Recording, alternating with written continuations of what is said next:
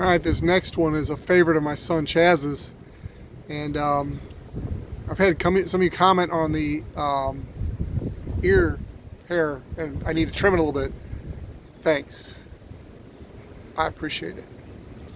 Well, this is Chaz's story, and it's about a guy who fought in the military for our country, and he was a very handsome man, big and strong. All the gals loved him. But unfortunately, over in the war, he got hit with a piece of shrapnel and knocked out his eye. And when he first came back, they had put a patch over his eye, and the doctor told him, "Hey, look, you'll be able to see perfectly well that one eye, and you'll be fine. Just go on about your normal life." And he just felt very self-conscious about the patch, and it really bothered him. And he didn't feel like the ladies were particularly attracted to him anymore. And so he came back to his doctor after a while, and he said, Doc, this ain't working, man. The patch just ain't working. Do you have any other possible solution for me?" He goes, "Well, yeah, we've been experimenting with a plastic eye. It looks very real. I can surgically implant a plastic eye, and I think you'll be fine. I don't think you'll be notice." And so sure enough, he went in for surgery, and he had a plastic eye put in, and it looked good. The doctor and the nurse reassured him, "Man, you look great. You look great." So he went out, and it didn't go so well. And I'm not so sure people really did notice, but he felt like they did. So he came back to the doctor and said, Doctor, the plastic eye is not working. It's just as bad as the patch. People are staring at me. I'm self-conscious. I'm just not attractive to the ladies anymore. Help me.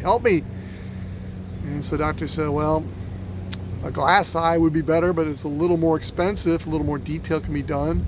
We'll give you a glass eye. That'll help you." So they put the glass eye in, and this time the doctor took him around to even some neighboring businesses, and just basically said, "Hey, just kind of reassure him." No one was noticing the glass eye. It looked just as real as the real eye. And so he left. He was pretty excited and happy about the future, and same thing happened.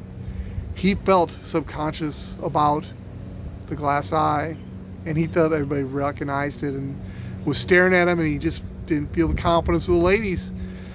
And so he came back to the doctor for what he thought was going to be the final straw, and he goes, "Look, I don't know what to do. I had a very successful life. I served my country. I lost my eye, and now none of the ladies are attracted to me. I'm self-conscious. I don't even want to go out of my house. Help me." The doctor felt sorry for him. He said, "Look, there's one possibility, but it's very expensive, but it works every time." And the guy's like, "I don't care what it costs. I'll do it. What is it?" And he goes, "Well, there's an Indian, and he works at Silver Dollar City, and he's a wood carver and painter.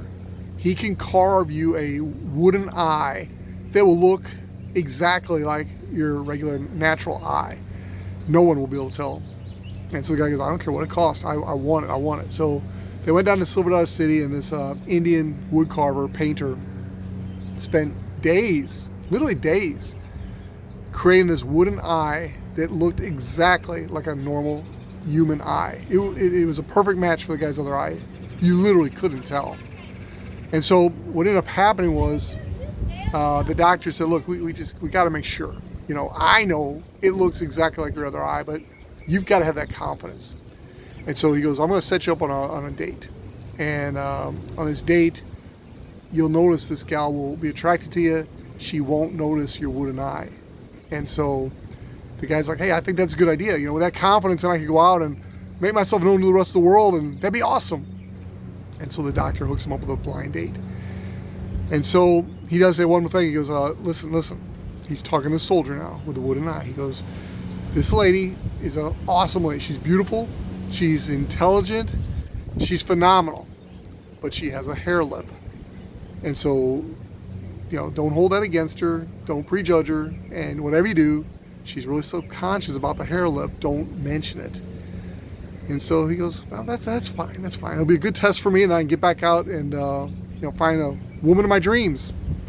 And so sure enough, the blind date comes up, and he's a little nervous about this. He's tried everything. He spent a ton of money, and he goes on this date, and in walks this beautiful woman into the restaurant, and they sit down and they're having dinner together. And unbeknownst to him, he has just found the woman of his dreams. I mean, they are hitting it off like you wouldn't believe.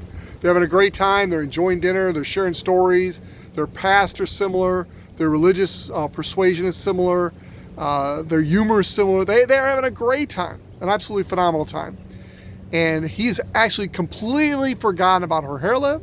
He's even forgotten about his own eye. He's just so much in love with this woman. And he feels alive again. He's in his mind, he's thanking this doctor for giving him his life back. And so they start playing some soft music in the background. And he asks the woman, would you like to dance with me? And she says, with love in her heart and love in her eyes, wouldn't I? Shaking her head, yes. Well, he hears wouldn't I? And he says, well, hair lip to you, lady. That's the story of Wouldn't I.